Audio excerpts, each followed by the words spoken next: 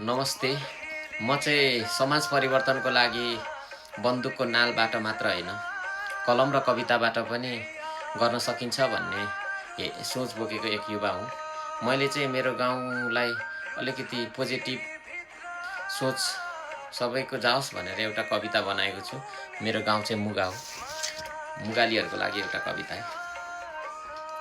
वर्णन कति गरौँ आफै मेरो मुगा गाउँको, वर्णन कति गरौँ आफै मेरो मुगा गाउँको, नाकबेली झैँ दुईटा खोला छेङ्वा हङ्गा नाउको, नाकबेली झैँ दुईटा खोला छेङ्वा हङ्गा नाउको।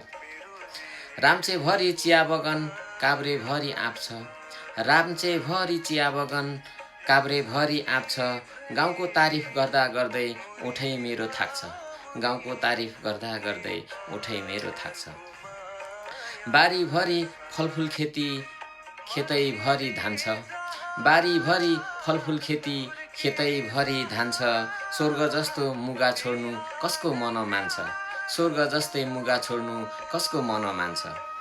सल्लेरीमा सल्लाइ सल्लाह पातले पाइन्छ धापमा, सल्लेरीमा सल्लाइ सल्लाह पातले पाइन्छ धापमा, जलदेवी माता बस्छिन् मेरै मुगाको काखमा, जलदेवी माता बस्छिन् मेरै मुगाको काखमा। ठाक्ले तामाङ घामे गिरी बीचमा राई छेत्री बाहुन गाउँ छ, ठाक्ले तामाङ घामे गिरी बीचमा राई छेत्री बाहुन गाउँ छ, जति सबै मिली बस्ने स्वर्ग जस्तै ठाउँ छ, सबै जाति मिली बस्ने स्वर्ग जस्तै ठाउँ छ।